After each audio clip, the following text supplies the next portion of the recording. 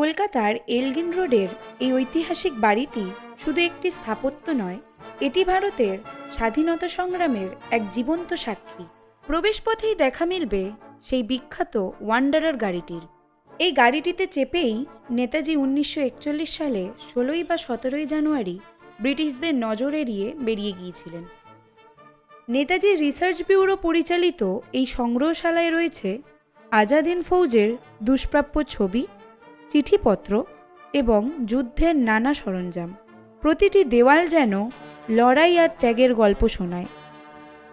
এছাড়াও এই বাড়িটির দোতলায় আজও একই রকমভাবে সংরক্ষিত আছে নেতাজির শোবার ঘর, পড়ার ঘর, পোশাক আশাক ও উপহার সামগ্রী। নেতাজি ভবন সম্পর্কিত পুরো ভিডিওটি উপরের আই বাটনটি ক্লিক করে দেখে নিতে পারেন। এবার আমরা এগিয়ে আসবো সেই মহানিষ্ক্রমণ সিঁড়িটির দিকে। এই সিঁড়ি দিয়েই নেতাজি ব্রিটিশদের চোখে ধুলো দিয়ে পলায়ন করেন, যা দ্য গ্রেট এসকেপ স্টেয়ার্স নামেও পরিচিত।